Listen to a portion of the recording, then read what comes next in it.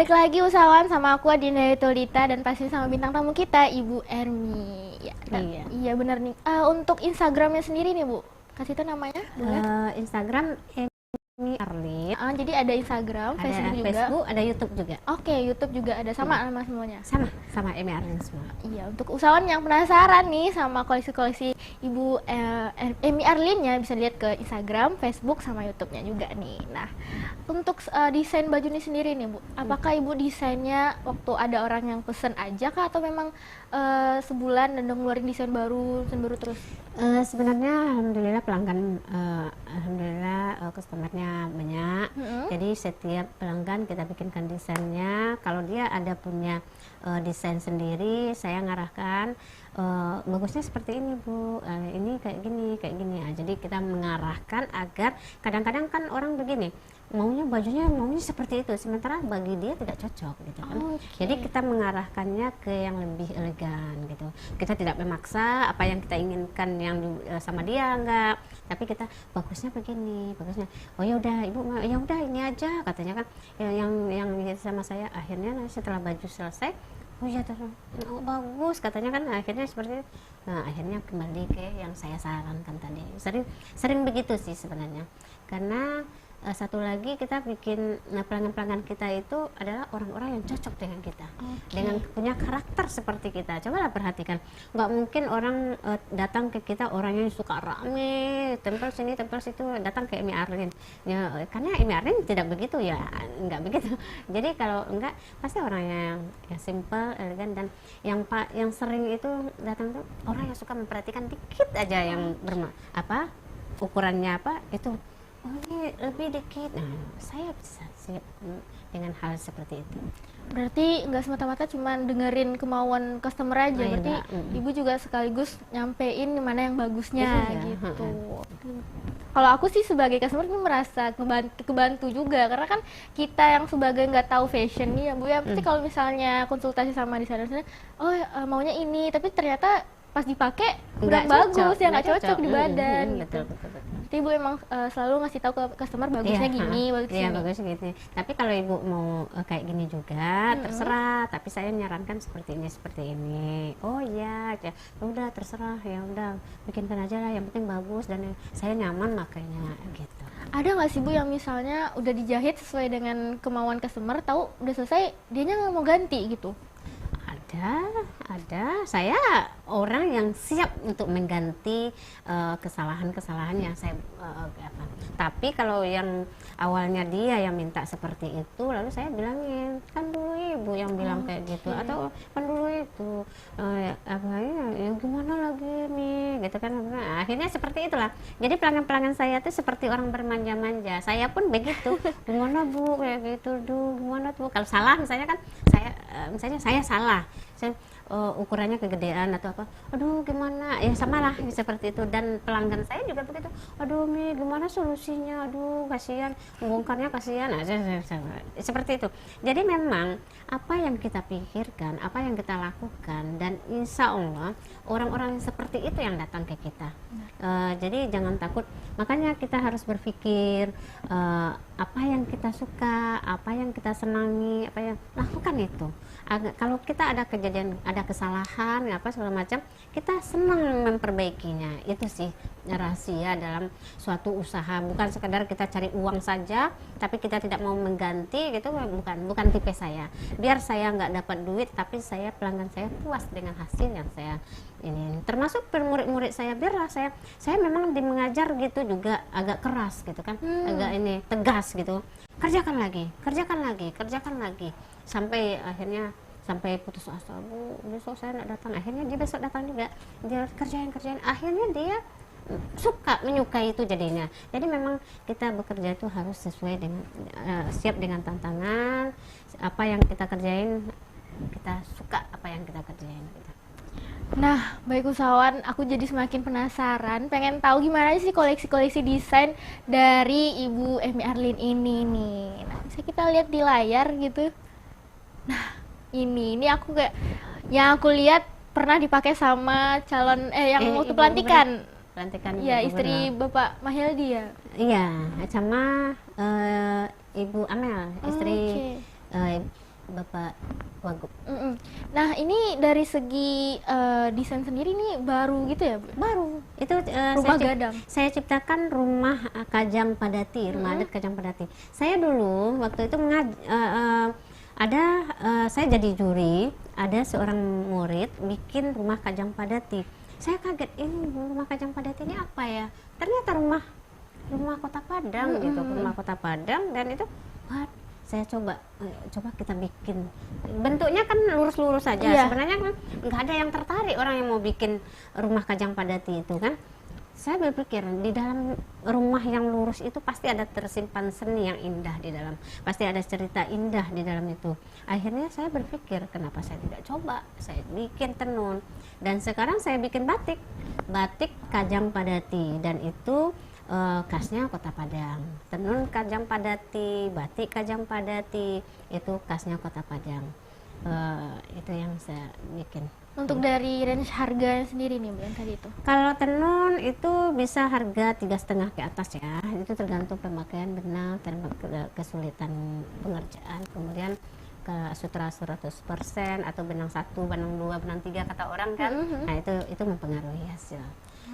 Kemudian kalau batik mulai dari harga 150, tapi saya nggak bisa jual yang 150 sih karena bahannya tuh kurang menurut saya, nanti takut orang nggak puas. Tapi saya ranknya dari 200 karena saya bikinnya dengan motif yang dibikin motif yang beda. Misalnya ini ada yang pesan ini motifnya seperti ini, ini yang pesan ini motifnya kayak ini, saya rubah, saya ini sendiri gitu, seperti itu. Mulai yang batik cap sampai batik tulis. Saya bikin.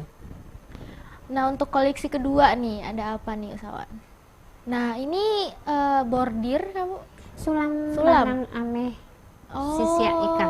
Oke. Itu khas Kota Padang juga. Nah kenapa kok orang berpikir kenapa khas Kota Padang? Kenapa khas Kota Padang? Saya pengurus di Dekranasda Kota Padang. Oh gitu. Iya begitu.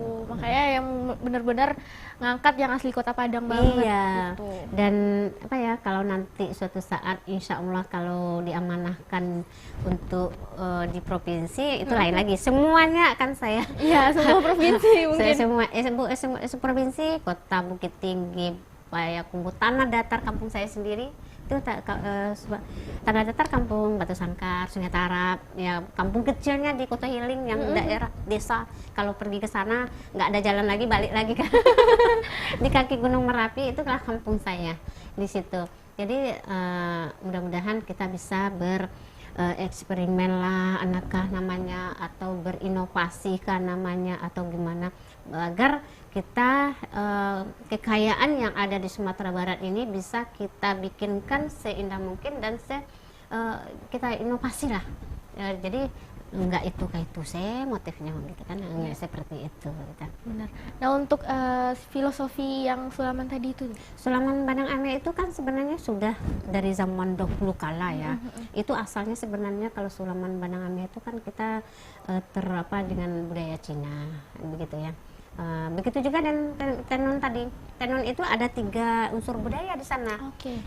Budaya Minang, budaya Cina, budaya Jawa. Nah, saya bikin tenun tadi, kembali ke tenun tadi ya. Tenun di kepala kainnya itu batik, dari batik cawuh lama yang zaman Saiswa, mungkin sekarang masih ada enggak kain itu, dan itu kain panjang. Nah, saya ambil motifnya di situ. Kemudian yang pinggirannya itu, pinggiran bawah, pinggiran atas itu saya ambil dari motif Cina, motif Cina. Kemudian yang Kajang Padatinya dari Minang. Kenapa saya ambil 3 budaya? Karena Padang tempat berkumpulnya banyak orang. Jadi Padang kan bisa kita satukan budaya yang ada di sini gitu.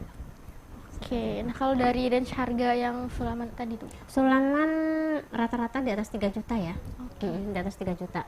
Kenapa? Karena itu bikinnya pakai tangan dan berarti perlu kedetailan. Tangan semua? Tangan semua, dan nggak ada bikinnya mesin ya? Tidak ada. Tidak ada pakai mesin. Kemudian kita pemakaian bahan yang bagus. Nah sayang kan kalau Sulaman kita pakai dengan bahan yang jelek, Sementara sulamannya itu pakai tangan satu-satu sambil bernyanyi-nyanyi di dalam hati lah, segala macam ngerjainnya. Dia kan hasilnya lebih maksimal kan, dipakai pula kainnya biasa. Orang kayak kita misalnya, orang menengah ke bawah belinya kemahalan karena gimana detail kan. Orang yang menengah ke atas membelinya, aduh kainnya apaan ini gitu kan.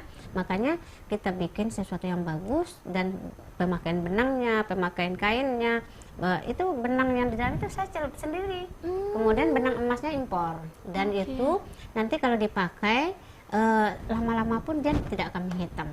Jadi itu sayang, kenapa kalau yang handmade itu kita bikin, kita pilih dengan kualitas bagus semua.